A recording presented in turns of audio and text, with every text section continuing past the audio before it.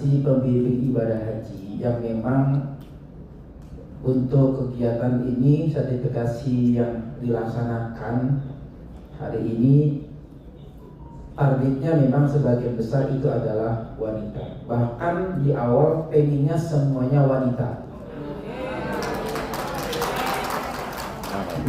Tapi kemudian ada arahan kalau semuanya wanita nanti yang bapak-bapak bagaimana gitu.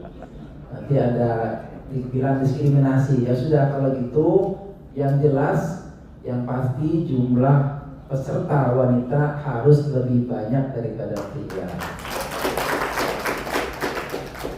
Agendanya sebenarnya akan dilaksanakan bulan September yang lalu.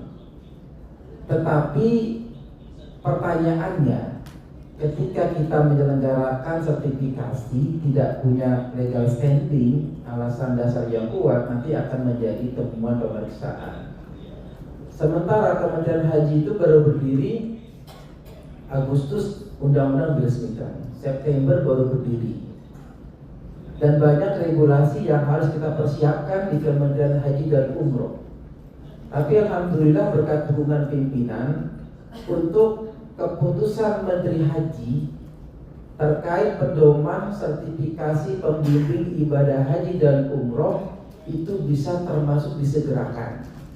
Makanya kemudian kita bisa menyelenggarakan hari ini karena regulasi pedoman sertifikasi sudah ada, dan kemudian pada tanggal 11 November Perguruan Tinggi Islam Negeri penyelenggara sertifikasi melakukan MOU dengan pimpinan, dengan Pak Dirjen, sehingga pada hari ini, sejak kemarin Bapak Ibu bisa menjadi peserta sertifikasi perdana pertama di Kementerian Haji dan Umroh.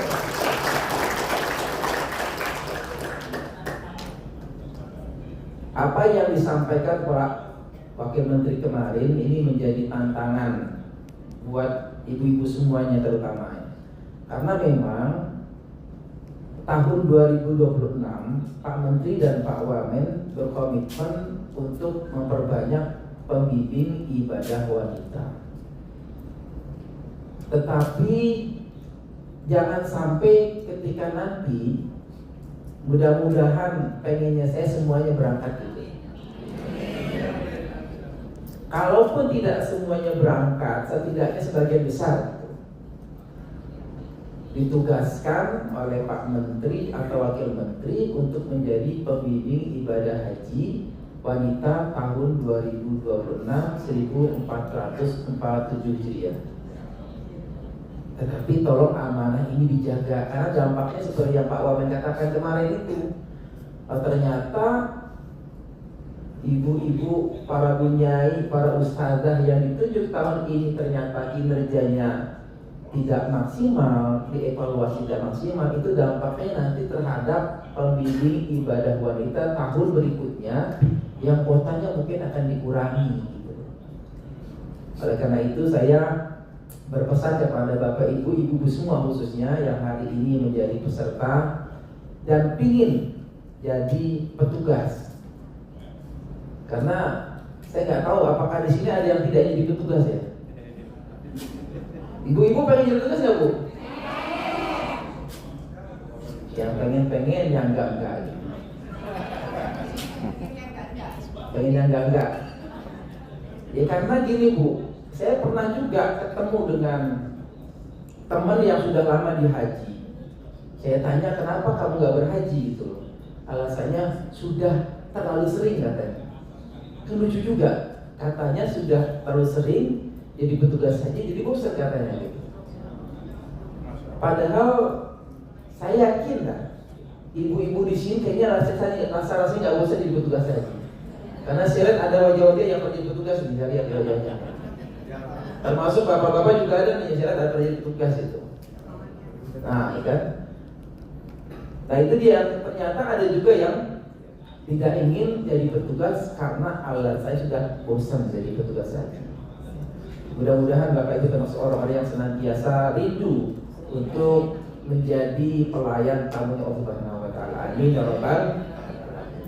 Baik, materi saya sudah saya share ya di panitia sudah tayangkan ya. Saya izin berdiri ya, boleh kok saya. Baik, Bapak Ibu sekalian, saya menyampaikan materi ini berdasarkan dari pengalaman, ya, pengalaman, teori dan kebijakan yang selama ini kami peroleh di dalam penyelenggaraan ibadah haji. Dan saya mohon maaf kalau nanti waktunya kurang, karena biasanya harus 2 jam setengah. Kita sampai berapa Pak? Sampai jam setengah 6. Setengah 6. Setengah jam sudah jauh belum itu? Sudah ya? Berarti saya setidaknya sampai jam 5 seperempat ya Pak? Nanti tolong diingatkan ya waktunya. Baik, next slide. Kita mulai. Terus. Nah, kalau sini nggak usah kebanyakan nanti, waktunya habis. Saya mulai dari KJH. Indeks kepuasan jamaah haji. Kalau kita lihat di sini, indeks kepuasan jamaah haji tertinggi tahun berapa? 2000? Tahun berapa? Indeks tertinggi tahun 2000? 25? 22. Aduh. Yang belakang kelihatan nggak? Kelihatan di sana ya? Jadi kalau kita lihat di sini, indeks kepuasan jamaah haji tertinggi tahun 2022 90,2. Tahu nggak sebabnya apa? Satu, karena pasca COVID. Terus yang kedua, jamaahnya berapa? Berapa? 50%. Cuma 100.000. 100.051 kurang lebih seperti itu. Terus apa lagi? Tidak ada kan? Maksimal jamaah berapa usianya? 65 tahun. Jadi jamaah yang berangkat itu muda-muda semua. Makanya petugas paling enak itu. Paling enak haji petugas jamaah tahun 2022.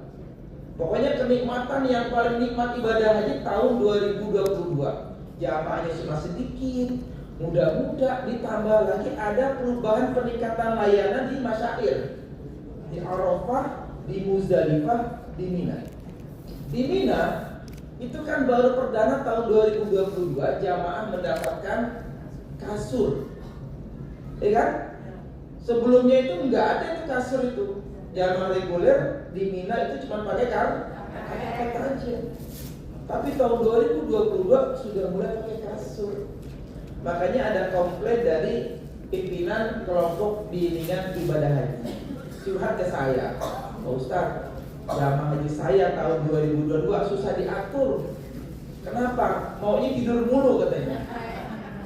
Gara-gara di Arafah, di Mina dikasih kasur enak. Diajak ibadah, zikir, istighosah, gak mau, yang tidur katanya. Nah itu dampak karena keenakan. Nah kalau kita lihat pada tahun berikutnya, tahun 2023, 24, 25 itu ada kenaikan, tapi tidak signifikan. Nah, di mana peran Bapak Ibu sebagai pembimbing ibadah haji?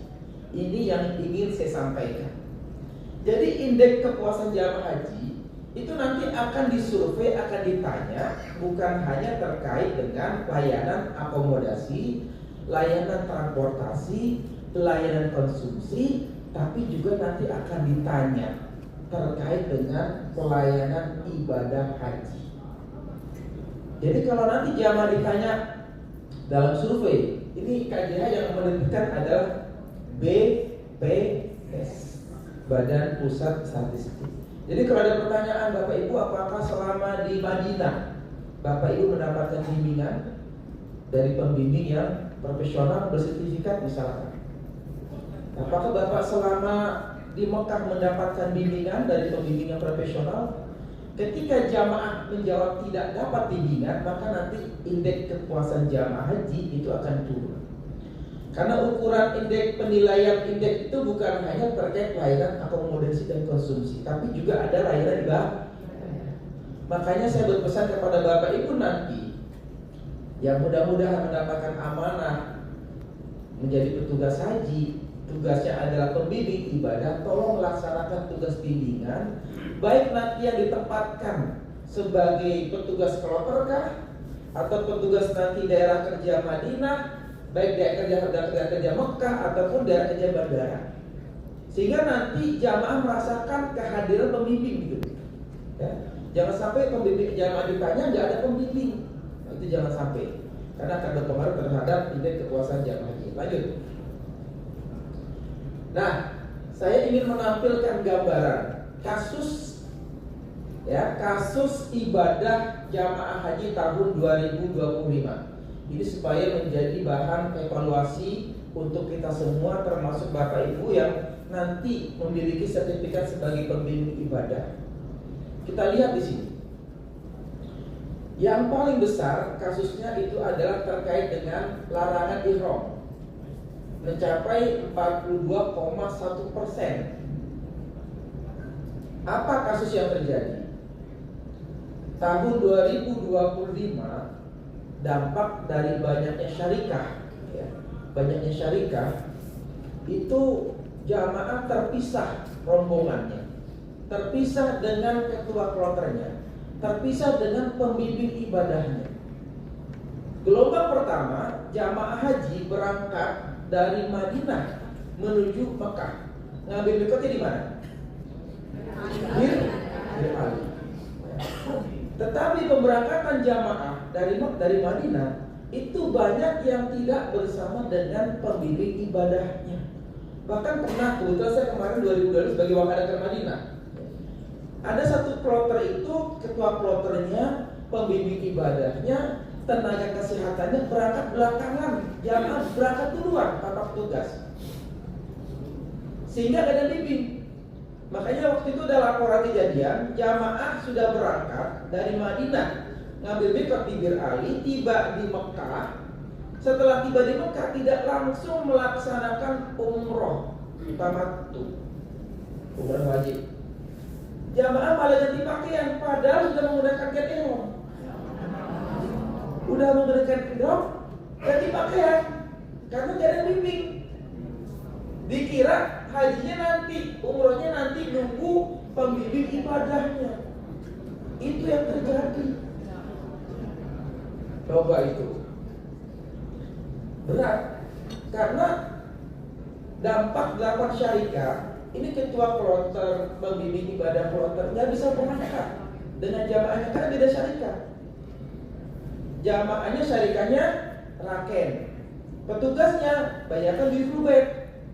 Guestnya bisa itu. Kalau beda syarikah nggak bisa, harus ditinggal. Akhirnya petugasnya kita berangkat, ada yang 2 hari kemudian, karena paspornya nggak ada, gitu. Kan secara pemberangkatan jamaah, baik dia dari Madinah ke Mekah, Mekah ke Madinah, ataupun pulang ke tanah air, wajib ada dokumennya. Dan dokumen itu yang megang adalah syarikah. Dapat syarikah itu ada Rubet, ada Raken, ada Sana Masyarik, ada lagi Profina, ya. Ada 8 syarikah itu sangat merepotkan. Yang kasihan itu layanan konsumsi, ya. Jadi ada kejadian satu kloter di Mekah, hotelnya terpesan menjadi 22 hotel.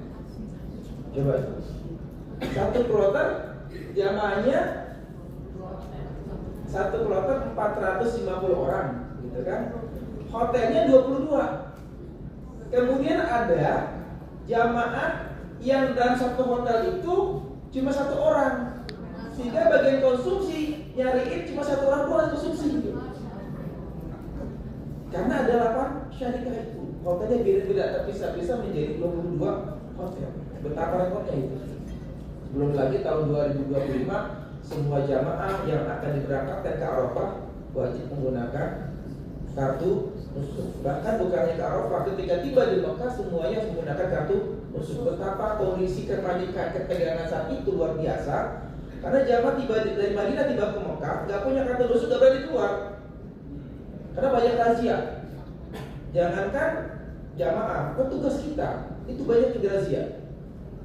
Ya, makanya banyak petugas-petugas yang mahasiswa yang dari Jeddah, dari Mekah, karena dia tidak punya tasrih haji, ya udah kita usikan dulu tuh mahasiswa Mekah, Jeddah atau Madinah atau Riyadh tidak punya tasrih haji, kita berangkatkan mereka dari kita alihkan dulu dari Mekah menuju Madinah dulu. Karena nggak boleh. Yang boleh berada di Mekah itu hanya mereka yang punya tasrih haji. Ya. Itu terkait dengan larangan ihram. Yang berikutnya masalah tawaf. Ya. Ini mencapai 21,1%. Jadi baru sekalian, dari contoh kasus yang satu saja, ini menjadi tugas Bapak Ibu semua mengingatkan ketika jamaah sudah mengambil miqat, tolong jangan sampai mereka melepaskan kain ihram. Tawaf pun juga tidak semua jamaah tahu tata cara tawaf. 2017 saya waktu itu menjadi kepala sektor 4 Madinah. Kebetulan kami yang di sektor Madinah itu wajib bertugas di area Masjidil Haram. Ada yang dekat pintu 3, pintu 4 toilet, ada yang dekat daerah Mas'ah Sa'i, ada yang di area putaran tawaf Ka'bah. Kebetulan saya pernah ditugaskan di area putaran tawaf itu Ka'bah itu. Di situ kita ada sekitar 4 orang, 5 orang ditugaskan di situ, bergantian sif-sifan. Suatu ketika ada jamaah, ya, dia tuh linglung tahu linglung, ya, bingung antara Indonesia tidak, pokoknya dia muter, dia bolak-balik di dekat Ka'bah.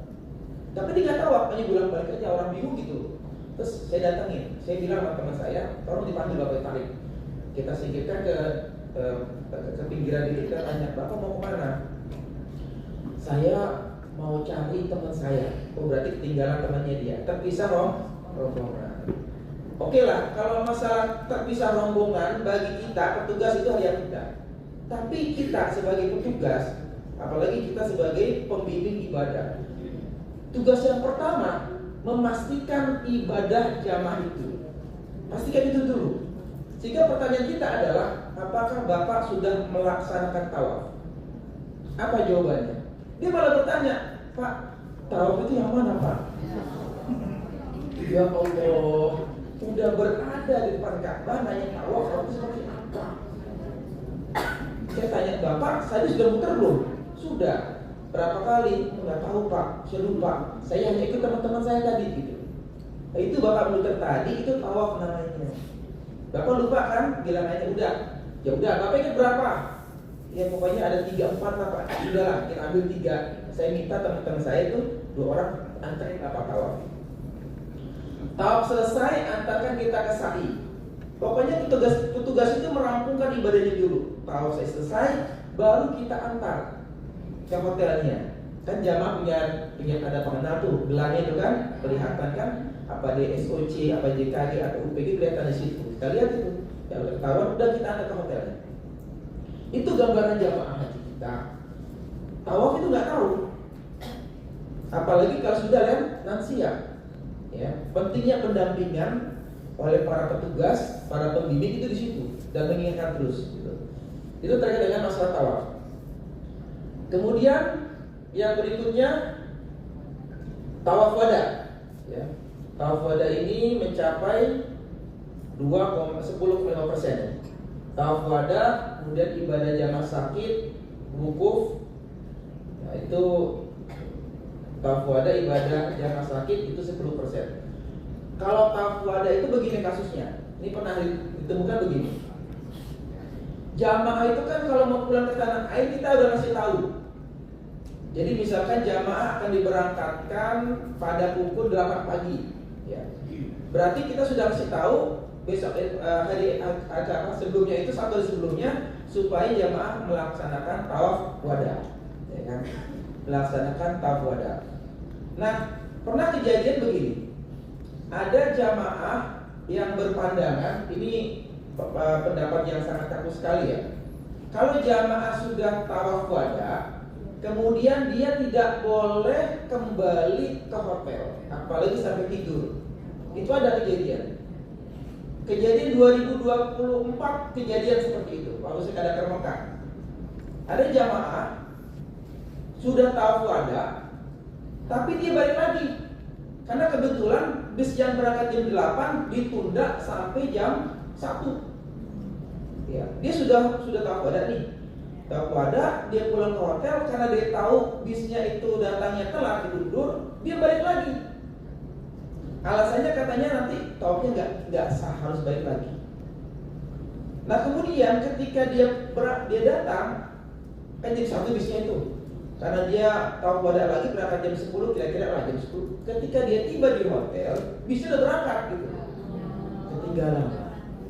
Ketinggalan bisnya.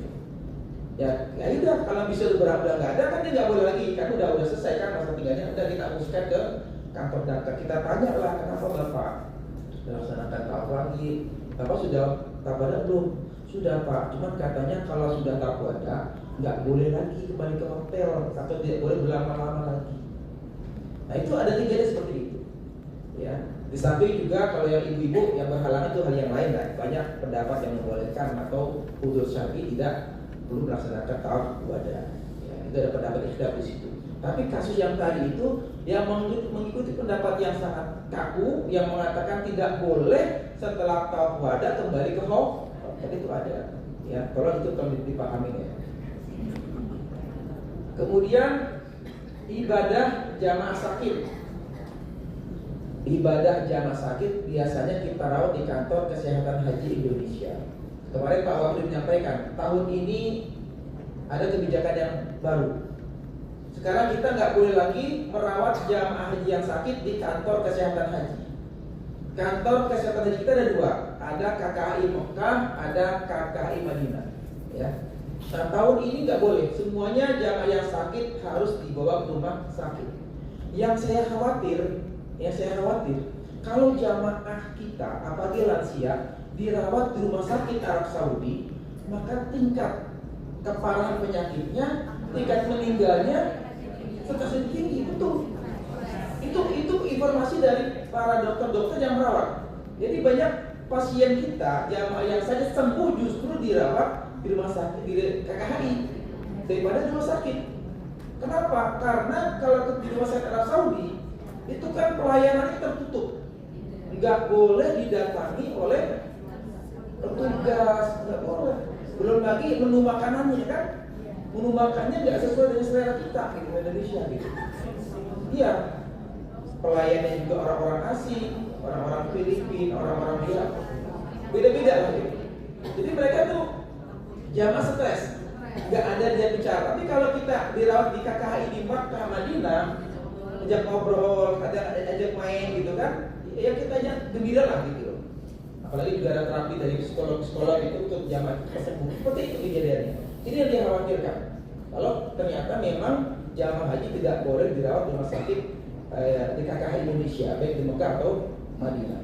Nah, terkait dengan ibadahnya, karena keterbatasan pembimbing ibadah, ya, itu akhirnya ada jamaah yang untuk sholatnya itu kadang lupa, ya, belum terpantau sholatnya. Karena kalau jamaah yang di rumah sakit, kita biasanya menggunakan bantuan para mahasiswa, baik yang dari Mesir atau dari Mekah, Madinah, untuk membantu mengingatkan jamaah yang sakit ibadahnya. Ya, jadi semua jamaah yang dirawat di rumah sakit itu kita pastikan mereka beribadah. Kita ingatkan, karena banyak yang udah lansia, dia nggak tahu kapan waktu zuhur, waktu asar, waktu maghrib. Nah, itu tugas dari mahasiswa mengingatkan, membantu mereka dalam ibadah. Kemudian berikutnya masalah wukuf, ya. Kalau wukuf, permasalahannya karena kemarin itu banyak kapal syarikat, jamaah terpisah-pisah itu. Wukufnya tidak satu kloter, tidak satu rombongan, terpisah-pisah gitu. Ya, pada tahun kemarin. Kemudian kalau masalah sholat, ya biasanya kalau di Masjidil Haram itu kan kalau Jumat, imam kan membaca surat As-Sajdah tuh. Nah, ada jamaah itu nggak tahu, habis dibaca surat Sajdah, sujud, dia bingung. Apa itu kan? Bingung, nggak tahu karena nggak pernah sholat berjamaah yang biasa menggunakan sajadah. Jadi perlu diinformasikan kepada jamaah. Kalau terkait dengan sa'i, nah ini kalau sa'i biasanya kasusnya jamaah yang lansia tanpa pendamping itu didorong oleh petugas dorong roda yang tidak resmi, ya. Kan di awal-awal pernah itu ada kejadian, baik juga itu karena orang Indonesia, tapi karena dia nggak resmi, jadi ketika ketahuan ada razia ditinggal. Jadi itu kan masa itu kan turunan, ketika itu jeblok itu. Ditemukan untungnya ada teman-teman petugas pinjam yang dari TNI Polri itu yang membantu kita itu ditinggal, ya. Atau kan kalau petugas jasa dorong yang arah itu kan kasar gitu, kasar betulnya. Pokoknya targetnya selesai gitu, jadi nggak nyaman itu. Itu sih ada laporan seperti itu, ya. Didorong kencang-kencang gitu kan, pokoknya selesai gitu. Makanya kemarin juga 2024 atau 2025 ada bapak-bapak, dia waktu saya datangin dia marah-marah gitu. Kenapa Pak? Saya ini belum sa'i. Padahal bapak itu baru diantarin. Memang dia kan udah sepuh ya pakai kursi roda itu. Bapak kan tadi sudah diantar dengan jasa kursi roda, saya bilang gitu. Enggak, itu yang dorong saya itu tidak manusiawi katanya. Kenapa Pak? Dorong cepat katanya. Saya nggak bisa berdoa berzikir. Pokoknya saya dorong seperti itu katanya. Dia marah-marah ya. Ya. Jadi kok bisa saya nggak sempat ya berzikir. Pokoknya kasar lain seperti itu. Ya udah saya tenangkan aja sambil nunggu anaknya. Dia nunggu anaknya. Oke, lanjut. Nah, problematika manasik yang perlu diketahui oleh Bapak Ibu sebagai pembimbing ibadah. Yang pertama, masalah afdoliyah. Ini tolong pembimbing ibadah harus moderat di dalam menyikapi perbedaan pendapat. Jangan mencari afdoliyah. Contoh, mencari waktu afdol melontar jumroh. Nah, ini yang sering terjadi. Padahal yang perlu Bapak diketahui itu setiap tahun Kementerian Haji itu bersurat kepada kantor urusan haji, baik itu di Dakar Mekah ataupun untuk negara lain juga ada kiriman. Di sana itu ada himbauan supaya menghindari melontar jumrah di waktu-waktu afdol. Misalkan pada tanggal 10 Zulhijjah, itu jamaah haji dari Indonesia, Asia Tenggara itu dihimbau tidak melontar pada pukul 6 sampai pukul 9 atau 10. Ya. Tapi banyak di antara jamaah kita melanggar itu. Makanya kejadian yang tahun 2015, ingat itu? Kejadian 2015 jamaah kita banyak yang meninggal tabrakan itu di Mina itu. Itu kan juga mereka hendak melakukan prosesi melontar jumroh. Itu kejadian kan jam 8 pagi. Nah ternyata setelah saya telusurin, banyakkan jamaah tersebut jamaah yang memang didorong oleh pimpinan rombongannya atau pembimbing ibadahnya agar dia mencari melontar di waktu afdol gitu. Ya. Ini tolong diingatkan, diperhatikan. Kompetensi ya. Kompetensi saya kira adanya penyelenggaraan sertifikasi pembimbing itu dalam rangka untuk memastikan pembimbing ibadah itu kompeten di bidangnya. Karena kejadian yang lalu kan pernah kejadian itu, pembimbing ibadah itu gak kompeten, membimbing manasik haji, mengajarkan tawaf itu gak ngerti cara tawaf seperti apa, termasuk ketika memimpin doa. Ya semoga gak terjadi. Pernah saya menemukan begini, ketika kami sedang tawaf, itu ada pimpinan rombongan memandu memimpin doa, tapi tata cara memotong doa itu salah. Contoh gini, Allahumma gitu kan, dia ngajar itu, Allahumma jamin, Allahumma habib ilai. Itu kan tidak benar gitu seperti itu. Kita tuh yang sampingnya udah keras, salah lagi gitu. Ya saya yakin ini kayaknya bukan pembimbing sertifikat ini seperti itu. Nah itu kan contoh kejadian seperti itu. Apalagi ada laporan juga terkait dengan masalah khilafiyah. Masalah khilafiyah dia malah kalau pembimbing ibadah ketika ada masalah kita kembali saja kepada buku manasik haji yang diterbitkan oleh pemerintah, itu saja saya. Ya, itu kali lah. Dulu hijau namanya, hijau ya. Nah ini ada petugas pembimbing ibadah, dia sok tahu nih, memberikan pendapat yang membuat jamaah itu bingung. Gitu. Akhirnya untungnya ada konsultan ibadah yang memberikan yang pandangannya lebih luas dari berbagai perspektif itu. Sehingga pembimbing konsultan ibadah ini mungkin nanti ada di antara ibu-ibu yang akan jadi konsultan, insya Allah. Amin. Jadi konsultan ibadah itu memang dia punya pengetahuan berbagai mazhab yang mendalam, sehingga ketika ada masalah khilafiyah dia bisa menenangkan, menjelaskan dulu masalahnya apa, dasarnya apa. Jadi jamaah tenang, mau pendapat yang mana silahkan. Gitu. Tapi kalau pembimbing ibadah yang tidak kompeten, dia langsung menyalahkan tanpa dalil, itu yang jamaah marah gitu. Apalagi jamaah sudah dapat pengetahuan dari ustadz di kampungnya bahwa ini boleh seperti itu. Nah ini tolong disikapi hati-hati. Kaku dalam solusi hukum sudah ya. Nah kasus ibadah ya tadi lah. Kasus ibadah itu nanti contoh masalah jamaah tadi ya, sudah mikot di Bir Ali kemudian melepas kain ihram. Atau pernah kejadian tahun 2024 juga, jamaah tiba di Mekah menggunakan kain ihram, tapi bapak-bapak menggunakan peci putih, kopiah. Saya waktu itu kebetulan menyambut kedatangan jamaah dari Jakarta. Nah, ada petugas anggota sektornya kasih tahu saya, Pak, itu ada jamaah pakai peci Pak itu kan. Waduh, saya tanya, Pak, Bapak sudah ihram? Sudah. Kok pakai peci? Emang nggak boleh Pak? Itu jamaah berangkat dari Madinah menuju Mekah pakai peci putih. Nggak boleh Pak. Ternyata bukan satu, ada lagi. Sama juga itu. Oh iya pasti nggak tahu, saya lupa Pak itu Allah. Ya udah.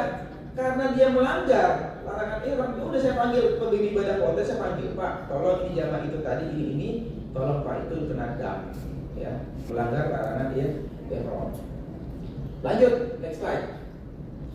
Nah, Bapak Ibu sekalian, ide dasar penyelenggaraan sertifikasi pembimbing. Yang pertama adalah standarisasi kompetensi pembimbing dalam rangka jaminan kualitas bimbingan. Jadi adanya sertifikasi kita ingin menjamin bahwa bimbingan jamaah haji itu standar semuanya. Ya, tidak ada lagi nanti yang antara satu dengan yang lain berbeda. Ya. Yang kedua adalah memang memenuhi tujuan penyelenggaraan ibadah haji, di mana tujuannya adalah memberikan pembinaan, pelayanan dan perlindungan. Ini pasal 3 Undang-Undang 8 tahun 2012 yang sekarang sudah dirubah dengan Undang-Undang 14 tahun 2025. Pasalnya nggak sama pasal 3. Kemudian yang berikutnya adalah memenuhi hak jamaah, ya, yaitu pasal 6 ayat 1 huruf C Undang-Undang 14 tahun 2025, di mana dinyatakan bahwa jamaah berhak mendapatkan bimbingan manasik. Yang berikutnya adalah upaya menjawab komplain bahwa kemampuan manasik jamaah haji rendah. Dengan adanya pembimbing yang standar, yang bersertifikat, ini akan mengurangi lah pertanyaan-pertanyaan di masyarakat. Oh ternyata jamaah haji kita itu berangkat, ternyata kemampuan manasiknya belum memadai, ya. Atau ada kasus-kasus terkait dengan yang tadi kita temukan tadi, sudah mikot tapi tidak langsung melaksanakan umroh, langsung melepaskan kain ihram, atau tadi udah ihram masih menggunakan topi dan sebagainya. Dan yang terakhir adalah kita terhadap kemampuan dan keterampilan membimbing secara profesional. Jadi Bapak Ibu yang sudah punya sertifikat, itu kita akui. Bentuk pengakuannya pertama, Bapak Ibu bisa mengikuti seleksi sebagai pembimbing ibadah, baik ibadah kloter ataupun ibadah sektor ataupun sebagai konsultan ibadah. Yang kedua, Bapak Ibu bisa menjadi pembimbing di penyelenggara perjalanan ibadah umroh PPIU atau PHK. Yang ketiga, Bapak Ibu bisa menjadi pembimbing di KBHU, sekarang syarat untuk mendirikan kelompok bimbingan ibadah haji dan umroh itu harus punya pembimbing bersertifikat. Kalau dulu 1, sekarang 2. Jadi kalau seandainya ada bapak ibu atau tetangganya atau ada ustadz, kiai ingin mendirikan KBHU harus punya pembimbing bersertifikat minimal 2. Kenapa? Karena sekarang jumlah pembimbing bersertifikat itu udah banyak jumlahnya. Kalau dulu cuma 8.000, sekarang sudah ada sekitar 16.000-an ya. Walaupun kita nanti akan pendataan. Kami sekarang di Kementerian Haji itu akan mendata ulang berapa sesungguhnya jumlah pembimbing ibadah haji yang bersertifikat yang saat ini masih aktif memberikan bimbingan dan masih hidup. Ya, belum benar. Karena kita tuh gak punya dari 16.000 itu kita nggak tahu yang masih hidup berapa, yang sudah meninggal berapa, kita nggak tahu. Makanya nanti kita dalam waktu dekat dengan regulasi yang ada kita akan melakukan pendataan ulang atau registrasi lah. Ya, kita ingin tahu berapa, realnya berapa. Karena kita ingin mengukur kebutuhan kita pembimbing ibadah bersertifikat secara nasional itu berapa. Jangan sampai cuma banyak aja tetapi banyak tidak bermanfaat gitu. Banyak tapi tidak memberikan ilmunya di masyarakat. Itu yang kita harapkan adalah mereka yang bersertifikat menjadi duta-duta nyampein ilmu pengetahuan di masyarakat masing-masing. Lanjut. Ini amanah undang-undang menyatakan bahwa jaminan negara atas kemerdekaan beribadah yaitu dengan memberikan pembinaan, pelayanan dan perlindungan bagi jamaah haji dan jamaah umroh sehingga dapat menunaikan ritual ibadahnya sesuai dengan ketentuan syariat dengan efektif, berbasis data, aman, nyaman, efisien dan terorganisir. Kalau aturan yang lama itu nggak ada tuh kata-kata berbasis data dan terorganisir. Yang lama itu hanya sesuai dengan ketentuan syariat dengan efektif, aman, nyaman, dan efisien. Nah, di undang-undang yang baru itu ada berbasis data dan terorganisir. Maksudnya apa? Jamaah yang dibimbing itu harus terdata. Sekarang ini pemerintah memberikan kota pembimbing kelompok bimbingan ibadah haji KBHU. Jadi KBHU itu bisa mendapatkan kuota kalau dia punya jamaah bimbingannya minimal 151. Kalau tahun yang lalu kan 135 Pak, sekarang 151. Tetapi terkait dengan data, ya basis data, tahun yang lalu ketika kita minta Anda akan diberikan pembimbing ibadah KBHU Anda. Tapi tolong, mana jamaah Anda? Gitu kan? Kita nanya ini kepada KBHU. Itu banyak yang tidak bisa memberikan data yang valid. Yang banyak itu adalah data yang diberikan kepada kita itu klaim. Jadi jamaah A diklaim juga oleh beberapa KBHU. Ada misalkan nama jamaah misalkan Saipudin itu diklaim KBHU A, KBHU B, tapi saya itu. Jadi 1351 itu enggak benar-benar valid. Itulah makanya harus berbasis data. Nah, tahun ini kita masih memberikan keringanan Pak. Tapi tahun depan tidak ada lagi. Ketika mereka KBHU tidak bisa memberikan data yang valid, ya kita nggak bisa memberikan kuota kepada mereka. Gitu. Kemudian PPIH Kloter sebagaimana dimaksud pada ayat 2 huruf D terdiri atas ketua kloter, pembimbing ibadah haji, tenaga kesehatan haji. Nah, Bapak Ibu, mungkin kemarin Pak Dirjen, mungkin juga Pak Direktur menyampaikan kuota petugas kita tahun ini itu 1%, hanya 2.210. Kalau tahun kemarin itu 4.400, karena kita ada dapat tambahan kuota petugas. Walaupun ini juga kita sedang mencoba melobi Kementerian Haji supaya ada penambahan kuota petugas. Tapi karena belum ada kepastian, karena biasanya Arab Saudi itu memberikan tambahan kuota petugas itu injury time, mendadak itu. Padahal kita butuh persiapan, kita butuh pelatihan mereka yang maksimal. Ya mohon maaf Bapak Ibu semuanya, kalau petugas-petugas yang dilatih hanya cuma 2 hari, 1 hari itu mohon maaf kinerjanya itu enggak nggak bisa dijamin lah. Ya, cuma banyak doang tapi kinerja nggak bisa. Jadi nggak militan gitu, karena nggak terbentuk karakternya itu. Cuma 2 hari apalagi pakai online. Nah ini yang kita sayangkan, Kemenhaj Arab Saudi itu ngasih tambahan itu udah mepet gitu. Mudah-mudahan kami berharap kalaupun ada tambahan lagi, mudah-mudahan sebelum Januari lah kita bisa ada waktu spare untuk memberikan diklat petugas, ya, baik itu kloter atau Arab Saudi punya waktu yang cukup memberikan praktek kepada mereka. Lanjut. Nah, tugas utama pembimbing melakukan proses kegiatan edukasi dan konsultasi yang meliputi perencanaan, penyiapan, pelaksanaan, pengembangan, evaluasi, dan pelaporan kegiatan bimbingan bagi jamaah haji Indonesia. Jadi Bapak Ibu sekalian, ini saya prihatin pada masa yang lalu jadi pembimbing ibadah, tugasnya hanya membimbing, menyampaikan mimpi istighosa, mimpi sholat, zikir, kemudian memandu tawaf. Tapi ketika kita tanya, Pak, mana program perencanaannya Pak? Bapak nanti tiba di Madinah, saya waktu itu pernah jadi kaseptor di Madinah 3 kali. Ketika pembimbing ibadah itu tiba di Madinah, saya tanya laporannya, Pak, mana program perencanaan Bapak ketika Bapak berada di Madinah? Itu banyak yang tidak bisa menunjukkan. Belum buat Pak, Masya Allah. Itu kita prihatin. Nggak ada perencanaan. Mau ngapain di Madinah nih? Ibadah jamaah itu apa gitu? Nggak ada perencanaannya. Kalau perencanaan udah nggak ada, bagaimana dia membuat evaluasinya gitu? Ini yang kita prihatin. Makanya ke depan pembimbing ibadah itu harus punya perencanaan. Baik dia sebagai pembimbing ibadah kloter, pembimbing ibadah sektor, ataupun pembimbing ibadah KBHU. Ya. Pembimbing KBHU kan punya program gitu. Misalkan pembimbingan itu dilaksanakan 15 kali. Selama 15 kali itu materi bimbingannya itu apa saja.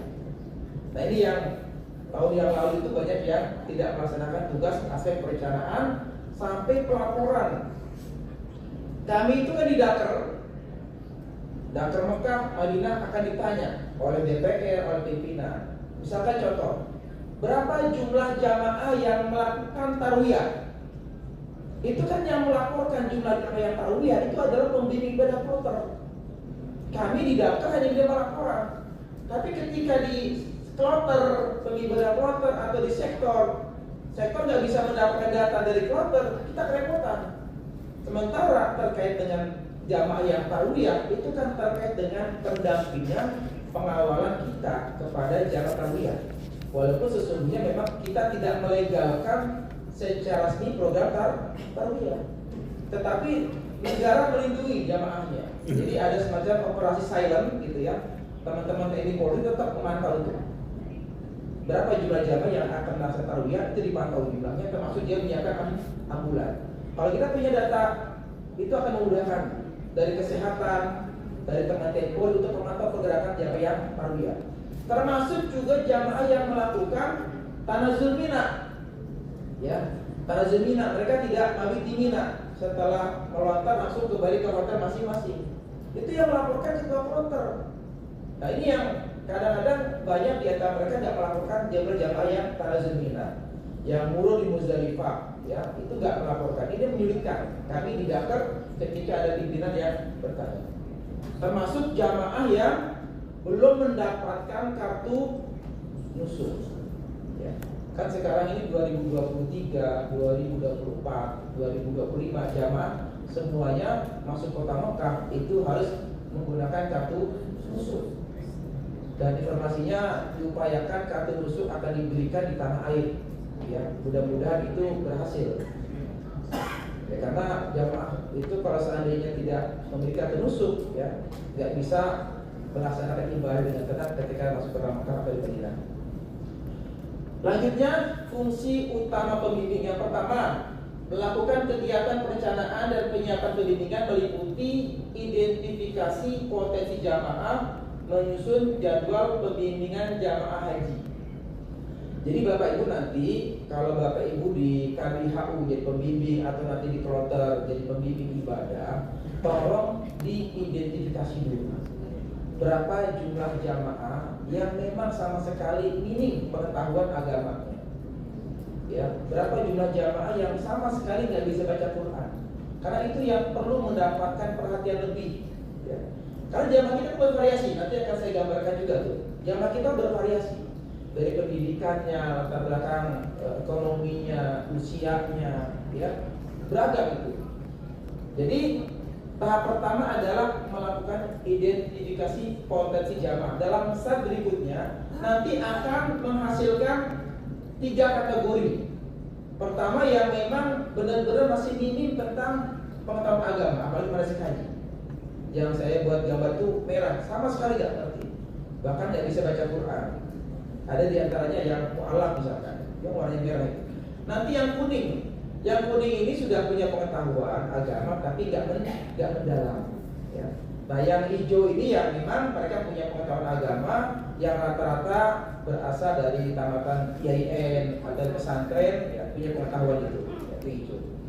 Yang kedua, melakukan pembimbingan ibadah dan manasik haji sesuai materi dan metode yang ditetapkan. Jadi Bapak Ibu sekalian, kita menyusun pedoman bimbingan manasik haji tingkat kabupaten dan kecamatan. Nah, Bapak itu nanti yang mendapatkan amanah, ya, untuk menjadi pembimbing di kecamatan, di kabupaten, ya, itu tolong nanti mengacu pada pedoman itu. Jadi jangan asal-asalan. Ada standarnya di situ. Termasuk kami juga sedang membuatkan modul supaya seragam, ya. Modulnya itu jadi panduan. Karena kemarin ada komplain itu antara jamaah yang ini, jamaah yang lain itu berbeda-beda karena nggak ada standar modulnya itu. Kita sedang membuat modulnya supaya nanti jadikan acuan. Yang ketiga, melakukan kajian pengembangan sistem bimbingan jamaah haji sesuai perkembangan fikih haji yang ditetapkan oleh haji dan umroh. Jadi pembimbing ibadah haji kita itu kan banyak juga yang dari perguruan tinggi, ya. Nah mereka kan biasa melakukan kajian. Makanya kita di Kementerian Haji itu melakukan MOU kepada perguruan tinggi Islam negeri, bukan hanya sebatas penyelenggaraan sertifikasi. Kita pengen itu yang kata Pak Wamen kemarin itu literasi haji itu penting. Kajian-kajian tentang fikih haji itu belum banyak dilakukan perguruan tinggi, gitu. Apalagi sekarang fenomena dinamika haji itu luar biasa dengan adanya, misalkan sekarang terkait dengan masalah adanya program Tanazul Mina, kemudian Buru Muzdalifah, kemudian penyembelihan dam di tanah air, itu kan menjadi ladang kajian untuk perguruan tinggi, gitu. Karena di situ ada istilah di dalamnya. Kemudian keempat adalah melakukan evaluasi dan pelaporan proses pembimbingan jamaah haji dan dampaknya dalam pelaksanaan ibadah haji. Pelaporan, ya, ini yang sering kali lemah dilakukan oleh petugas di kloter ataupun di sektor terkait dengan pelaporan. Lanjut, peran pembimbing bisa sebagai inisiator, bisa fasilitator, bisa motivator, bisa advisor, bisa sebagai ustadz, bisa organisator, dan juga sebagai penganalisa. Ya, ini berdasarkan pengalaman kita. Ini peran pembimbing ini seperti semuanya sudah dilakukan dari slide yang sama ini. Lanjut. Nah, tugas dan fungsi pembimbing. Kalau tadi itu tugas aspek manajerial, sekarang udah masuk aspek tugas fungsi dalam konteks konten manasik haji. Nah, dalam konteks manasik haji, tugas pembimbing pertama memberikan gambaran tentang ruang lingkup ibadah haji. Bapak Ibu sebagai pembimbing ibadah haji harus tahu ruang lingkup ibadah haji. Minimal paham tentang rencana perjalanan haji, RPH, ya. Kapan jamaah gelombang pertama akan diberangkatkan dari tanah air? Kapan jamaah akan tiba di Madinah? Kapan jamaah akan tiba di Mekah? Kapan jamaah akan diberangkatkan dari kota Mekah menuju Arafah? Arafah menuju Muzdalifah, Muzdalifah menuju Mina. Dan kapan jamaah akan dipulangkan lagi dari Mina ke hotel? Dan kapan jamaah akan diberangkatkan dari Mekah ke Madinah atau Mekah pulang ke tanah air? Nah, itu ruang lingkup ibadah itu harus digambar. Karena itu terkait dengan perencanaan bimbingan, ya, terkait dengan perencanaan bimbingan. Memberikan pengetahuan tentang fikih haji. Nanti akan saya uraikan fikih haji apa saja yang minimal diketahui oleh pembimbing ibadah. Kemudian menjelaskan prosesi ibadah, khususnya prosesi ibadah pada puncak haji. Ya, di Arafah, Muzdalifah, Mina. Jadi Bapak Ibu tuh harus paham kapan jamaah akan diberangkatkan dari hotel menuju Arafah. Ya. Kemudian Arafah menuju Muzdalifah itu kapan? Dan prosesi ibadah apa saja dalam tahapan-tahapan selama di Arafah, di Muzdalifah, di Mina, itu harus paham. Kemudian menjelaskan situs perhajian yang ada di Mekah ataupun di Madinah.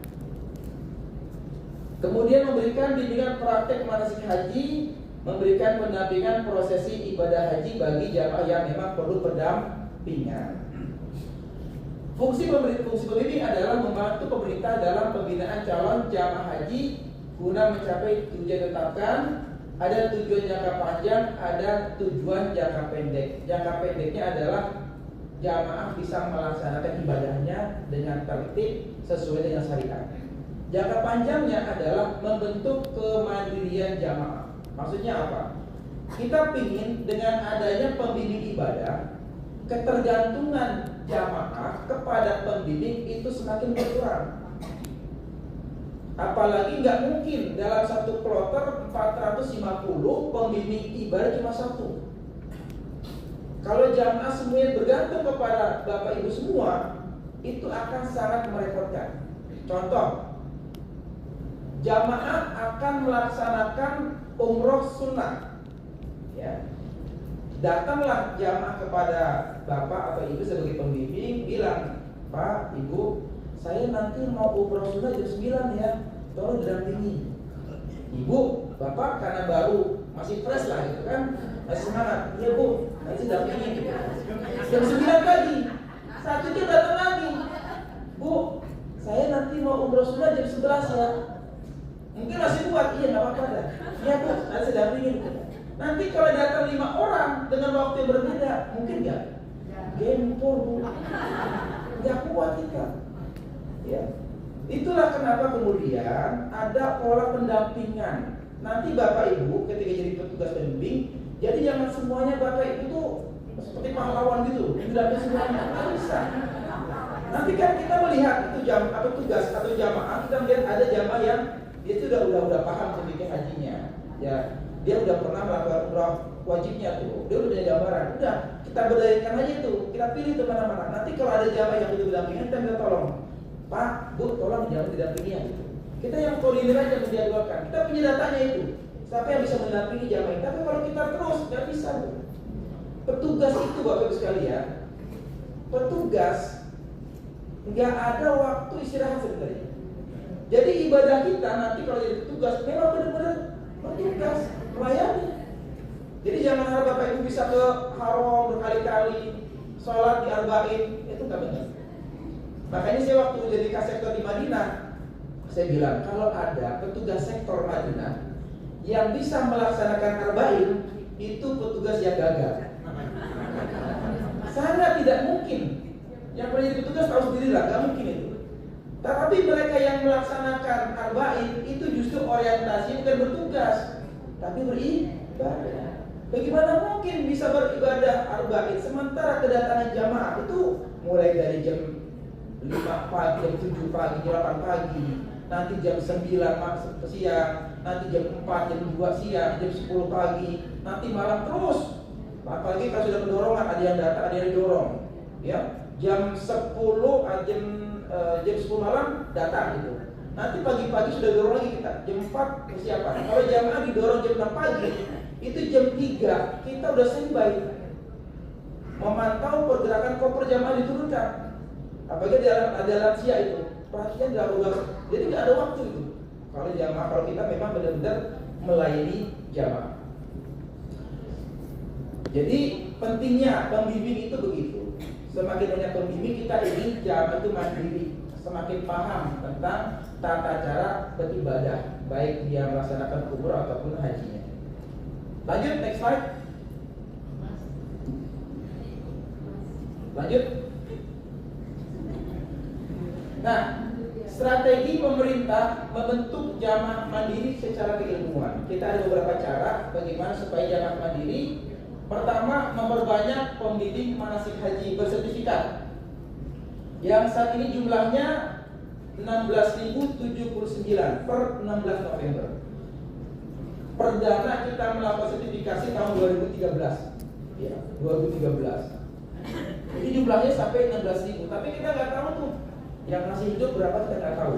Ya, makanya kita akan data ulang. Kemudian mendorong pertambahan jumlah KBHU yang saat ini jumlahnya 2047 per November 2025. Jumlah KBHU kita makin banyak sekarang. Kemudian mendorong jamaah untuk berafiliasi dengan KBHU.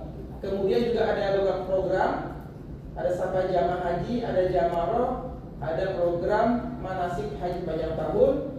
Kemudian juga terkait dengan penyuluh agama Islam, kita berdayakan. Makanya kami banyak minta bantuan kepada para penyuluh agama Islam yang ada di KUA untuk membantu pelaksanaan manasik haji di kecamatan. Nah, tapi seiring waktu saat ini penyuluh masih berada di Kementerian Agama, sementara kita sekarang haji di Kementerian Haji. Ya. Makanya solusinya kita akan memberdayakan, pertama adalah para pembimbing bersertifikat. Kalau memang penyuluh agama belum mendapatkan izin dari pimpinannya untuk memberikan bimbingan manasik untuk jamaah haji yang berangkat tahun 2026. Nah, berikutnya, siapakah pembimbing manasik haji itu? Seorang pembimbing manasik haji minimal dia harus punya 3 kompetensi atau kemampuan. Yang pertama adalah punya leadership, punya kemampuan untuk memimpin. Yang kedua, tahu tentang fikih haji. Nanti fikih haji apa saja akan saya uraikan pada slide berikutnya. Dan yang berikutnya adalah punya pengalaman nyata. Oke, kita lihat. Nah, fikih haji ini penting. Seorang pembimbing ibadah haji harus tahu tentang fikih haji. Pertama, tentang macam-macam haji. Apa bedanya haji ifrad, haji tamattu, haji qiran? Itu harus tahu. Kalau ada jamaah ingin mengambil misalkan niat ihram, ya, haji ifrad niatnya bagaimana?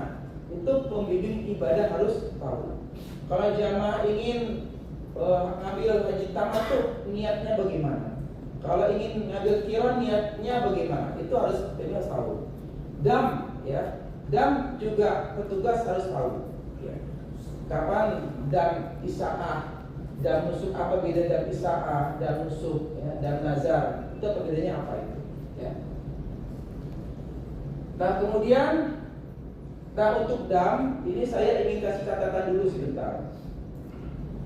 Tolong Bapak Ibu ingatkan kepada jamaah haji bahwa sejak tahun 2023 kita sudah melakukan perbaikan tata kelola dam.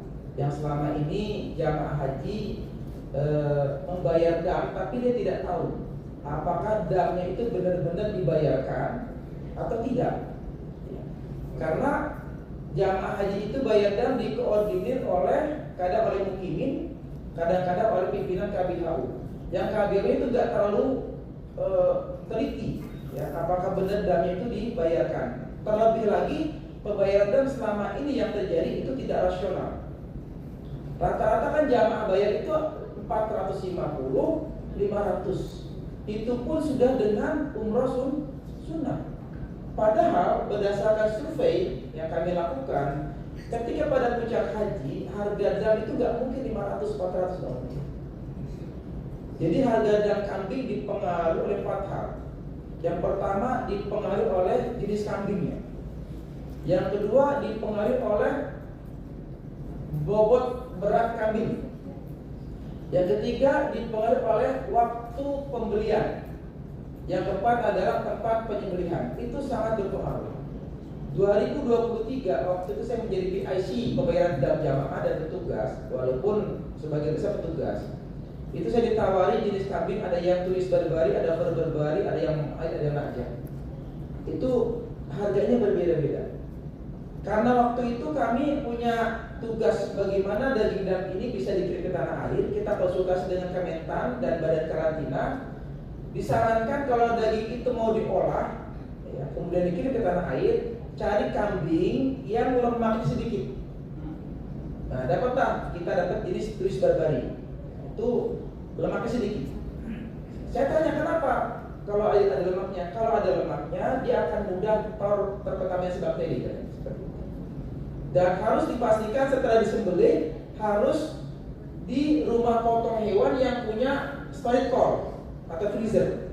Jadi setelah disembelih, dia langsung masuk ke storage cold supaya pendingin, ya, ruang pendingin atau semacam kulkas yang bisa membukukan supaya tidak ada bakteri yang masuk. Nah, kemudian hasil kami melakukan penjajakan LBH itu yang punya storage yang besar itu cuma satu. Waktu itu di Masla Occasion yang kita tunjuk untuk tempat penyembelihan dan petugas waktu itu.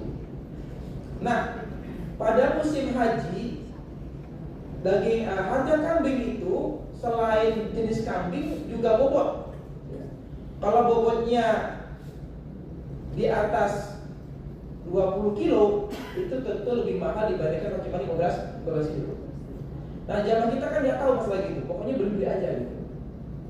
Di Adhohi, nah ini informasi, tahun 2025 dan 2026 jamaah haji kita wajib membayar di Adhohi.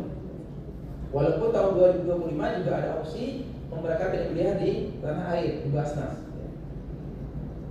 Nah, tahun 2026 itu pemerintah Arab Saudi mewajibkan bagi jamaah haji yang akan menyembelih di Arab Saudi wajib menyembelih di Adhohi. Ini tolong disampaikan. Kemarin itu Kementerian Haji pada awal-awal Agustus tanggal 6 atau 8 Agustus datang ke Indonesia. Kementerian Haji menegur Kementerian Agama, termasuk kami juga di Kementerian Haji, menegur terkait dengan ketaatan jamaah di dalam pembayaran dam di tempat yang sudah ditentukan oleh pemerintah Arab Saudi. Mereka mempertanyakan, kami memberikan kuota kepada Anda Indonesia, kuota jamaah 221.000. Sekarang kami tanya berapa jumlah jamaah yang melakukan penyembelihan di Adhohi. Kita cuma punya perkiraan sekitar ada 3.000-an. Oke, terus yang menyembelih di Indonesia berapa? Berdasarkan data di Basnas cuma 8.847 Basnas. Berarti yang 200.000 kemana itu? Itu kan pertanyaannya.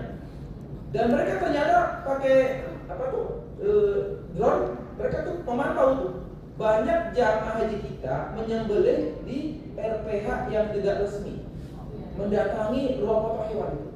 Dan itu nggak boleh. Tahun kemarin masih mendapatkan keringanan. Tapi tahun 2026 kalau ada jamaah haji yang melihat pemotongan dam di RPH itu akan ditangkap. Nggak boleh. Iya, sekarang tetap nggak boleh lagi. Jadi pelanggaran kalau ada jamaah atau petugas yang menyaksikan penyembelihan hewan nggak boleh.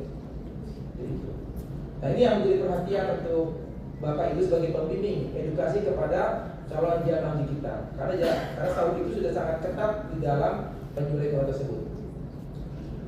Kemudian niat dan kedudukannya dalam ibadah. Kemudian mikot, ya mikot makani, mikot zamani.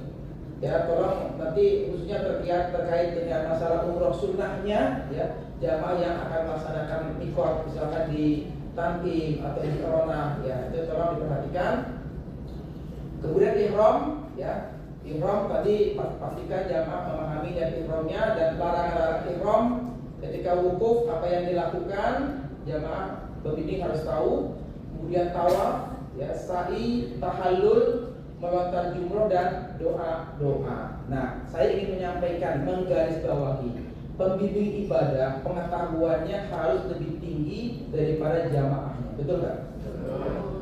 Pembimbing ibadah itu harus paham, hafal doa-doa. Siap nggak? Contoh, ketika Bapak tiba di Mekah sebagai pembimbing ibadah, doa yang diajarkan kepada jamaah apa? Doa masuk Mekah apa doanya? Allahumma hadza haramuka wa amruka faharrim lahmi wa dami wa sya'ri wa jasadi alanna wa aminni min 'adzabik yauma tab'atsu ibadak waj'alni min awliyaika wa ahli masuk kota Mekah.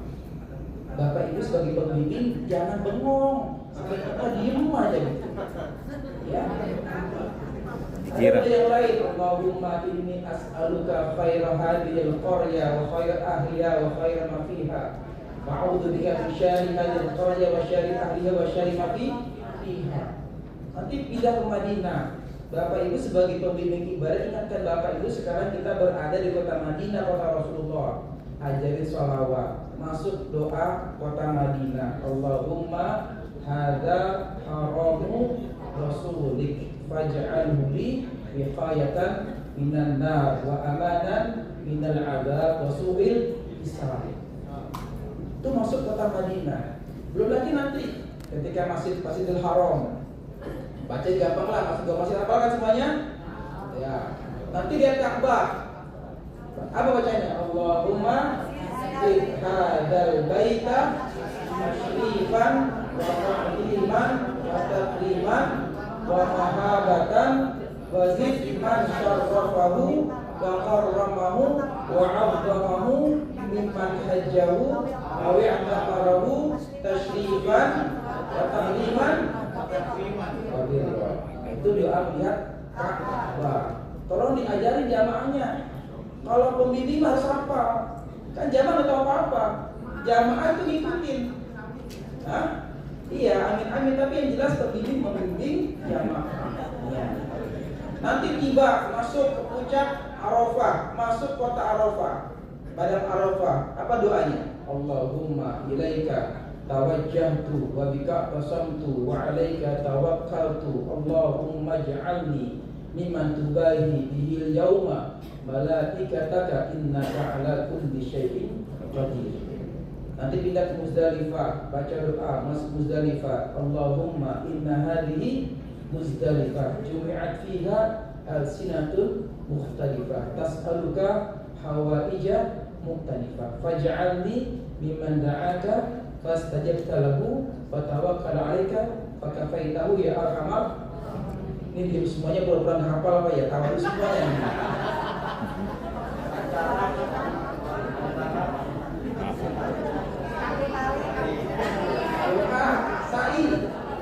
Sa'i doa saya gimana Sa'i?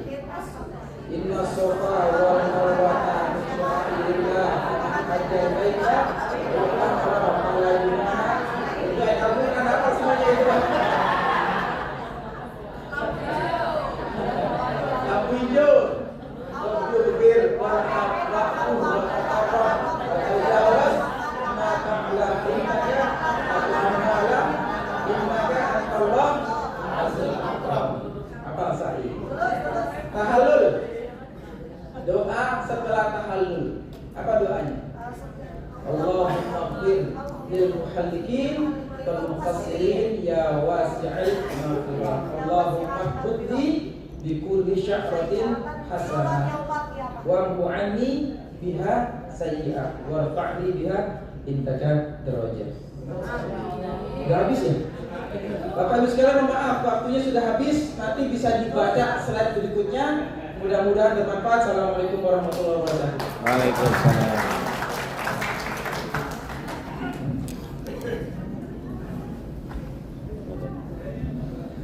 Baik, jazakumullah khairan ahsanal jaza. Innallaha la yudhi'u ajra man ahsana amala. Terima kasih Pak Direktur. Bapak Ibu, paling tidak kita sebagai pemimpin harus punya leadership yang cakap dan tahu tentang fikih haji, dari mulai macam haji, niat sampai dan apa itu ifrad, apa itu haji qiran, dan apa itu haji tamattu. Apa itu tamattu Bapak Ibu? Angin mangan turun ya. Turun angin. Juga pembimbing haji syarat mutlaknya dua. Satu, lebih tinggi, lebih dalam pengetahuannya daripada jamaah. Kedua, pembimbing harus lebih hafal. doa-doa, tapi juga harus sabar. Yang Bapak Ibu hadapi nanti jamaah yang giginya udah pada metik semua. Ibu bilang inna sofa wal marwata, mereka nggak bisa. Inna sofa war wata. Jangan diomelin nanti ya. Baik, untuk mempersingkat waktu, kami persilakan satu orang per kelompok saja. Silakan Mas Labib, yang mana tuh? Ini kelompok 5 ya belakangnya. 5, 4. 4 ini. 4, 5. 3 ya. Silakan yang 4 lebih dulu dari yang 5. Ini 3 apa? 5.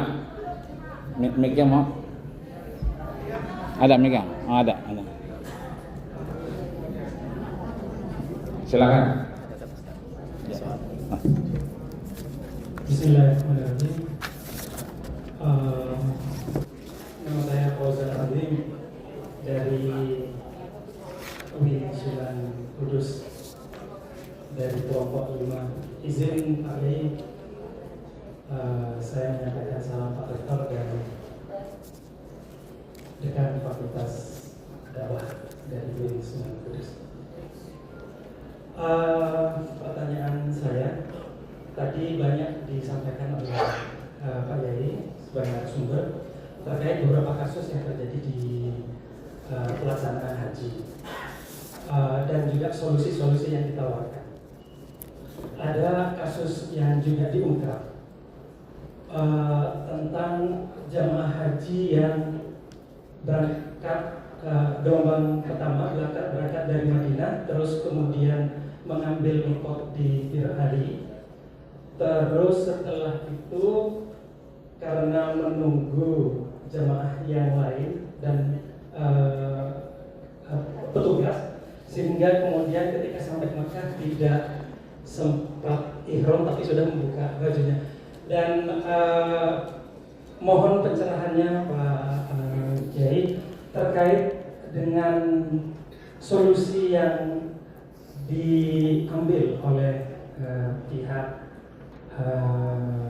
petugas saat itu, karena bisa saja kejadian yang sama bisa berulang kembali di beberapa tahun berikutnya. Demikian, terima kasih. Assalamualaikum warahmatullahi wabarakatuh. Baik, selanjutnya kelompok 2, silakan.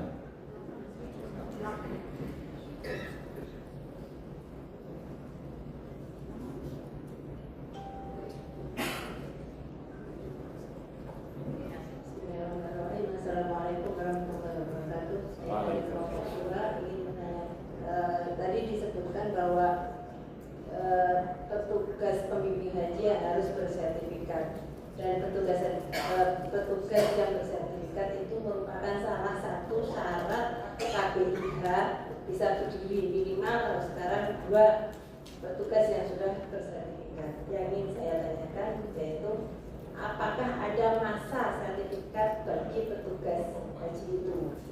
Kemudian jika ada batas masa sertifikat itu, upgrade atau peningkatan sertifikasinya itu seperti apa? Kompetensinya itu seperti apa? Pertanyaan boleh satu lagi nggak? Satu lagi terkait dengan tadi identifikasi jamaah. Jadi petugas bisa mengidentifikasi di jamaah itu gitu. Terkadang di jamaah itu ada jamaah yang keilmuan keagamaannya itu mungkin lebih mumpuni dari kita petugas, di mana jamaah itu kadang lebih percaya sama teman yang sekiranya lebih mengetahui. Dan ketika ada masalah atau ada kasus, umpamanya ada sudah rombongan sudah masuk ke bis untuk berangkat perpulangan ke bandara, petugas sudah memberikan solusi bahwa bisa dilakukan di perjalanan, sholat di perjalanan. Tetapi ada yang dipercayai di dalam kelompoknya itu harus di sini dulu gitu, di hotel. Bagaimana sikap kita sebagai petugas? Terima kasih. Baik, terima kasih. Ada lagi? Cukup? Nomor 1 dan nomor 4. 1. 3 belum ya? Atau 3, 4. Bismillahirrahmanirrahim. Assalamualaikum warahmatullahi wabarakatuh. Waalaikumsalam. Saya adalah Saadah dari kelompok 1. Ingin bertanya Pak Yai sekaitan dengan kami petugas perempuan. Jika ditakdirkan kembali menjadi petugas perempuan, saya ingin bertanya jaminan negara terhadap pembimbing haji perempuan, adakah jam operasional dalam bekerja atau dalam menjawab WhatsAppan yang masuk? Karena ada beberapa pengalaman jamaah bertanya hanya modus semata karena kami perempuan begitu. Jadi adakah jaminan dari negara sekaitan dengan perlindungan kepada kami petugas perempuan? Itu saja. Terima kasih. Assalamualaikum warahmatullahi wabarakatuh. Kalau petugasnya kelompok 1 saya. Silakan kelompok 3. Terima kasih Pak. Assalamualaikum warahmatullahi wabarakatuh. Pak Muhammad dari Sulawesi Tengah. Saya tadi terkesima Pak, Bapak mengatakan bahwa mengucapkan selamat kepada seksi PHU. Makanya saya perjelas ulang Pak. Pertama, kapan terwujud itu Pak? Supaya ini banyak sekali seksi PHU yang hadir itu Pak. Iya, barangkali kita bisa menerima informasi baru supaya kita senang di pula Pak, atau tidak dipakai lagi sih. Yang kedua Pak, kami butuh informasi tentang bagaimana mekanisme rekrutmen petugas tahun ini, karena informasi berkembang ini Pak, kita rencana dibawa di barak. Ya, apakah ini betul terjadi? Luar biasa ini Pak kalau dibawa di barat dari ibu-ibu ini. Ya, di sana saja, di sini saja ini 1 minggu ini Pak lumayan juga ini pemberitaan. Iya, itu saya Pak. Terima kasih. Assalamualaikum warahmatullahi wabarakatuh. Terakhir. Udah kenceng kan suaranya? Selamat. Saya Muhammad Zain, Pak Yai Kolil dari kelompok 4. Saya mau tanya nih Pak Yai tentang solusi dari Kementerian Haji dan Umroh. Dengan ikut pelatihan manasik aja itu 6 sampai 10 aja masih banyak yang tadi melanggar, pakai baju, pakai topi, pakai peci dan sebagainya, itu kira-kira. Apalagi informasinya mau diturunkan jadi 4 sampai 5, apakah menjadi masalah lagi gitu kira-kira? Yang sudah banyak saja yang menjadi masalah, nah ini mau solusinya seperti apa? Nah termasuk juga banyak oknum-oknum boleh jadi jamaah haji ketika mau tawaf baca puisi gitu ya. Baca boleh jadi nyanyi-nyanyi bukan tentang sholawat, bukan baca doa gitu ya. Nah banyak bahkan Pancasila itu yang orang Arab juga heran begitu kira-kira ya. Itu yang barangkali apakah perlu disampaikan juga manasik yang pedalaman yang dari situ tuh minta solusinya itu, karena banyak yang dikritik oleh pemerintah Arab Saudi ya, belum lagi masalah selfie ya. Yang kedua sebetulnya itu tadi pertanyaan pertama, yang kedua tentang kenapa tahun 2025 saya melihat petugas jarang sekali nih Pak Kiai. Kalau di Madinah masih banyak yang bertugas tahun 2025. Nah, kalau 2025 ini di Mekah, termasuk di Mina, itu saya berjumpa dengan jamaah haji yang reguler, yang kesasar. Saya mau bantu, biasanya nyari-nyari mana dia nggak ada itu, sampai nggak bisa membantu karena jaraknya itu nggak ada Pak. Dari jarak 5 kilo, 10 kilo nggak ketemu petugas, itu saya petugas kemana gitu ya. Adapun barangkali ngumpul 20 orang ngumpet gitu. Apakah ini tadi yang disampaikan tadi karena nusuknya kepada punya atau gimana itu? Sampai kita untuk membantunya juga repot juga di sini. Terima kasih banyak. Assalamualaikum warahmatullahi wabarakatuh. Wassalamualaikum. Baik, Baik, terima kasih atas pertanyaan yang sangat baik semuanya nih. Yang pertama terkait dengan ada kasus jamaah yang gelombang pertama dari Madinah setelah mengikuti Bir Ali, itu mereka tidak langsung melaksanakan umrah tamattu, malah menggunakan melepaskan ihramnya gitu ya. Nah, ini solusi yang dilakukan oleh petugas ada beberapa cara sebenarnya. Pernah mereka kita kembalikan ke Bir Ali, ya. Mau tidak mau kita kembalikan ke Bir Ali. Kalau menurut pendapat yang Syafi'iyah preventif ya, yang sangat seperti itu hati-hati, kita kembalikan ke Bir Ali ikut lagi. Tapi ada pendapat yang mengatakan ya sudah, kita suruh mereka mungkin dulu di situ, ya, mungkin dulu, baru kita ambil ikutnya mungkin di Tanpin, seperti itu. Jadi ada beberapa alternatif yang kita berikan. Pernah yang waktu itu pernah dikembalikan ke Bir Ali dulu, baru ngambil ikut lagi. Ada yang kedua itu mereka kita singgalkan dulu menjadi mukimin, baru setelah itu kita untuk melaksanakan umrahnya seperti itu. Kemudian untuk masa berlaku sertifikat pembimbing ibadah haji dan umrah bersertifikat, kalau aturan yang lama waktu masih di Kemenak Dirjen nomor 127 2015 dan 2023, di sana dinyatakan masa berlaku sertifikat itu 4 tahun, ya, dan bisa diperpanjang. Tetapi di sini kami di Kemenhaj, ini kami belum merumuskan karena kemarin ada perdebatan. Waktu kita memang nanti setelah ada keputusan Menteri nomor 19 tentang pedoman sertifikasi, kita akan membuat peraturan turunan Kepdirjen tentang petunjuk teknis penyelenggaraan sertifikasi. Ini sudah kita bahas, ya, kita finalkan. Di situ nanti kita akan merumuskan apakah masa berlaku sertifikat itu seperti tahun yang lalu saat di Kemenak 4 tahun atau 5 tahun atau mungkin 6 tahun. Ini yang belum kita sepakati karena ada perdebatan di kalangan akademisi gitu. Tapi yang jelas masa berlaku itu harus ditentukan. Kenapa? Karena dinamika penyelenggaraan ibadahnya itu berubah. Alasan waktu tahun 2020, alasan waktu di Kepdirjen 127-223 itu dibatasi 4 tahun, karena tiap tahun itu dinamika regulasinya berubah. Makanya ketika pembimbing ibadah haji itu harus bersertifikat, kemudian dia harus mengupdate pengetahuannya, ya kita harus batasi dulu, ya, supaya tetap kompeten gitu. Jangan sampai dia nggak update dengan pengetahuannya. Nah, bagi mereka yang sudah selesai habis masa berlakunya, bagaimana tata cara perpanjangannya? Kita ada namanya refreshment.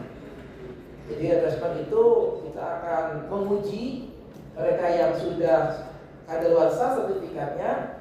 Nah, mungkin ada opsi. Jadi untuk melakukan refreshment ini ada yang melalui online, ada juga offline. Ini sedang kita buat juga skemanya. Yang offline itu ada yang mengusulkan 2 hari. 1 hari itu pertemuan offline untuk menambah pengetahuan terkait dengan kebijakan terkini, dan hari keduanya itu secara ujiannya keduanya. Tapi ada opsi yang kedua, jadi melakukan perpanjangannya itu secara online. Jadi nanti kami akan membuat soal untuk perpanjangan sertifikat, mungkin 50 soal atau 100 soal. Nanti kita akan buat ketentuan. Kalau seandainya syarat untuk perpanjangan dan lulus itu katakanlah harus mendapatkan 70, jadi ketika nanti Anda menjawab 70, Anda bisa langsung masuk ke menu print out perpanjangan sertifikat. Tapi ketika Anda tidak nyampe batas minimal kelulusan 70, Anda harus mengulang, ya, menjawab soal itu kembali. Itu ada beberapa opsi yang sedang kita rumuskan dengan para akademisi menyusun materi sertifikasi. Kemudian, nah, terkait dengan berhadapan dengan jamaah, kami ini fakta.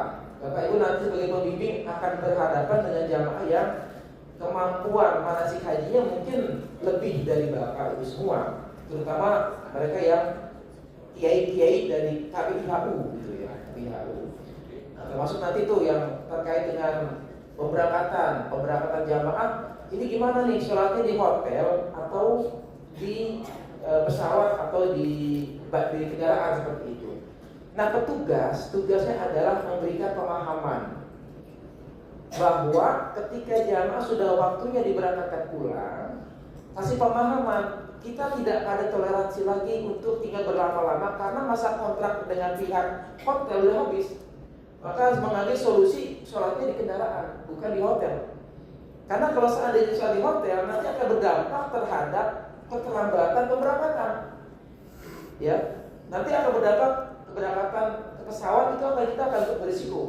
Nah, jadi itu yang perlu dikasih pemahaman. Karena waktu itu juga sama, kita juga berhadapan dengan petugas atau mungkin dari kiai yang memang ingin memaksakan diri sholatnya di hotel, sementara waktu keberangkatan ke bandara atau keberangkatan pesawat udah mepet gitu.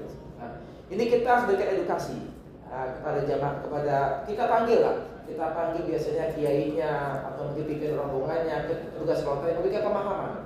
Jadi utamakan keberangkatan jamaah, jangan jadi korban gitu. Padahal ada solusi, sholat itu bisa di pesawat bisa, kemudian di bis juga bisa gitu. Jadi ini yang perlu diberikan pemahaman kepada para kiai-kiai yang memang terkadang mereka memaksakan diri menggerakkan jamaahnya untuk sholat di hotel. Itu terkait dengan masalah perbedaan pendapat terkait dengan sholat berjalan di hotel. Kemudian berikutnya terkait dengan jaminan negara terhadap petugas perempuan gitu ya. Perlindungan itu ada, ya, perlindungan ada.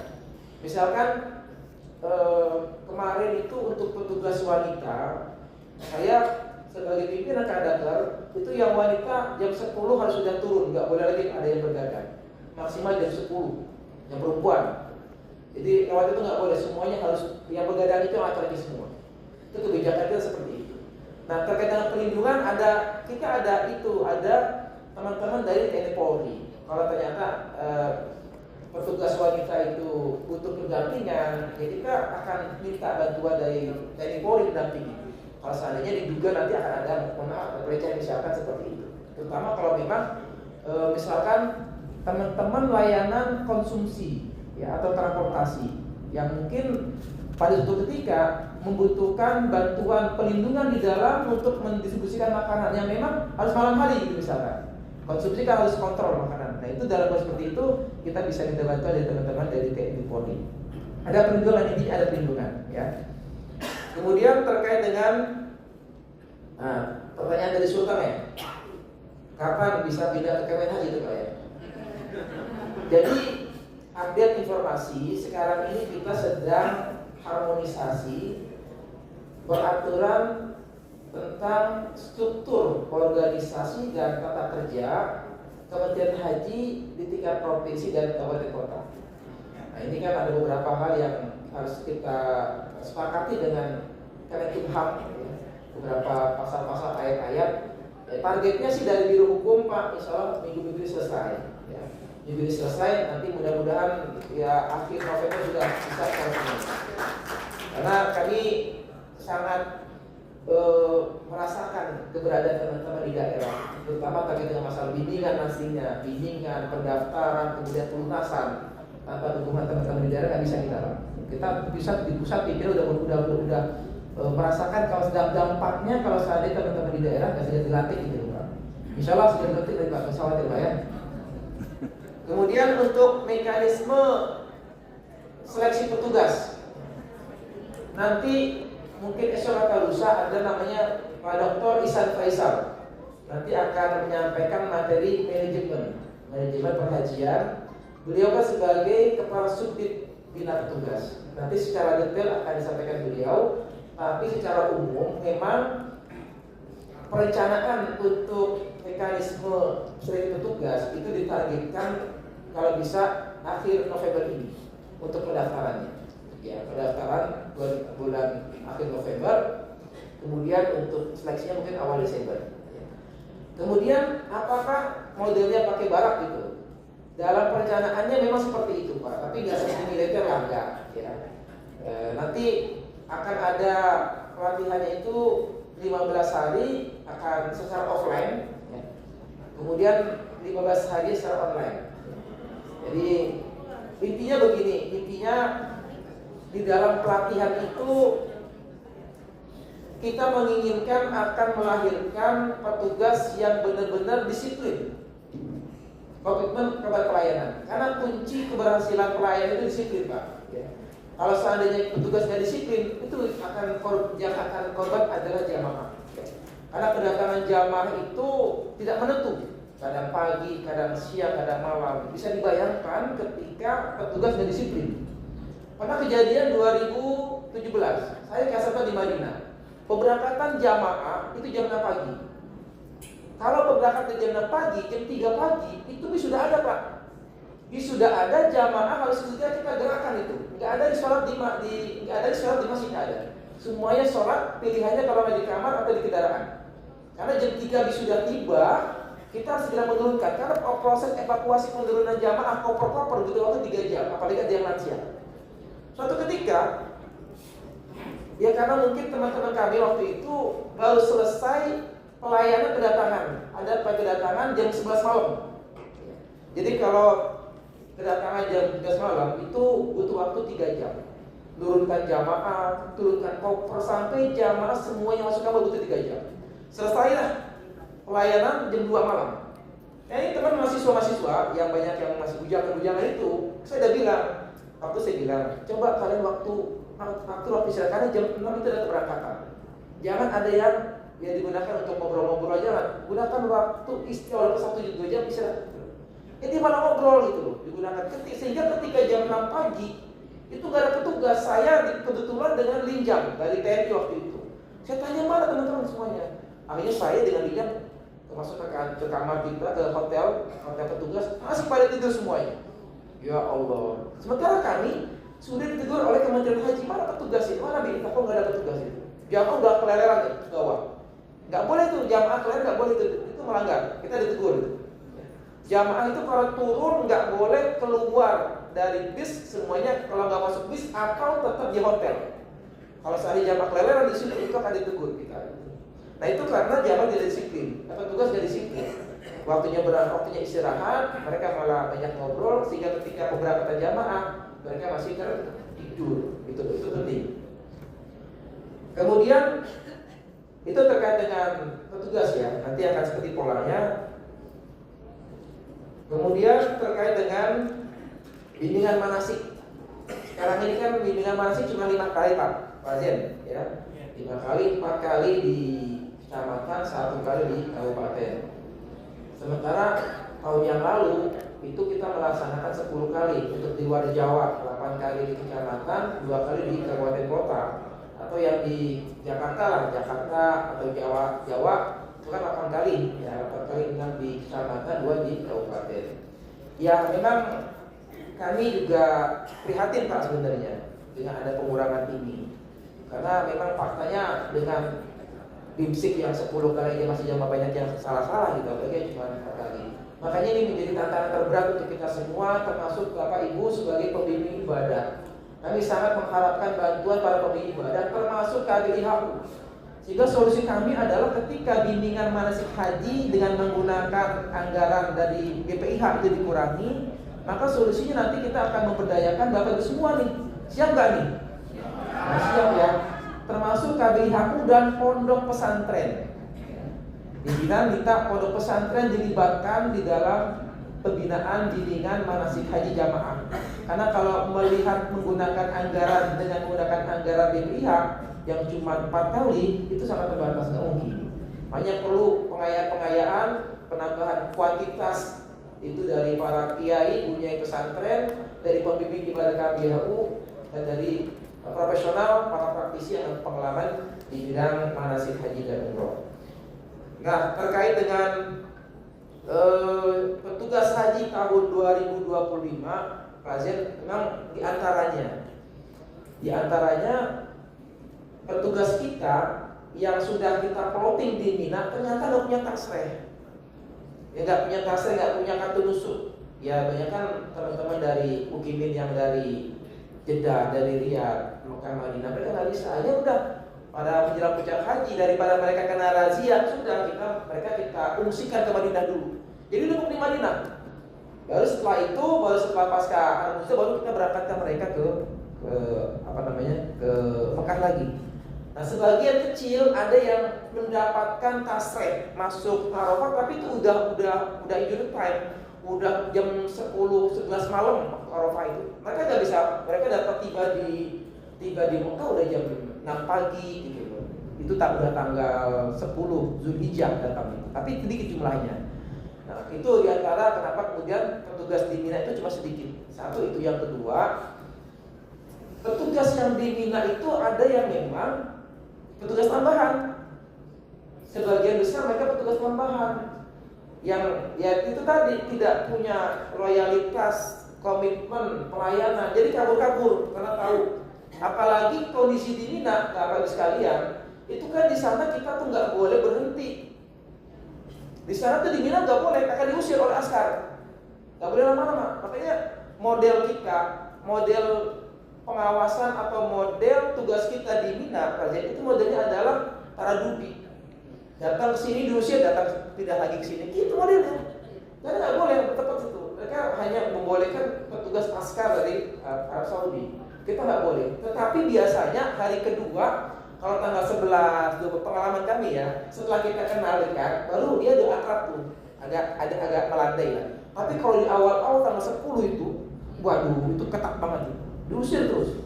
Tapi udah tanggal 11 kita udah kenal itu, akhirnya kita diperbolehkan. Apalagi kita bisa kenal dengan komandannya, itu bisa diizinkan. Itu beberapa tip yang kami lakukan ketika di Mina. Ya, tapi memang bagi petugas yang baru, ya udah ketika diusir pergi aja pulang dia Pak. Gitu. Padahal nggak seperti itu caranya. Ketika diusir ya udah lari dulu sebentar, nanti balik lagi gitu. Usir seperti itu modelnya. Karena hanya dengan itu kita bisa melindungi jamaah, membantu jamaah yang ketika berada di Mina dia pingsan. Dan kasus jamaah yang pingsan, yang sakit itu banyak kan di Mina pada tanggal 10. Ya, kenapa? Karena kan prosesi mereka di Arafah itu melelahkan. Ya, dengan keterbatasan sarana prasarana, kemudian juga asupan makan mereka juga terbatas. Kemudian waktu istirahat mereka kurang. Itu banyak kan ketika di Mina udah energinya udah berkurang, sehingga banyak jamaah yang tiba-tiba di Mina yang pingsan, yang jatuh gitu. Nah kalau nggak ada petugas, nah itu akan memberatkan terkait dengan pelayanan kepada jamaah haji Indonesia. Demikian, terima kasih. Assalamualaikum warahmatullahi wabarakatuh. Waalaikumsalam. Baik, terima kasih kepada Pak Kabid, Bapak Dr. Hadi Rahman. Mudah-mudahan jawaban tadi memberikan kita pencerahan bahwa petugas harus lebih dalam, lebih tinggi pengetahuannya, dan insya Allah akan memberikan ketenangan bagi jamaah. Baik, kita akhiri kelas kita sore hari ini dengan sama membaca alhamdulillahirobbilalamin. Kami silakan kembali kepada evaluator. Terima kasih. Assalamualaikum warahmatullahi wabarakatuh. Ya, baik, beri aplaus untuk para pemain. Ya, silakan petugas untuk membubarkan.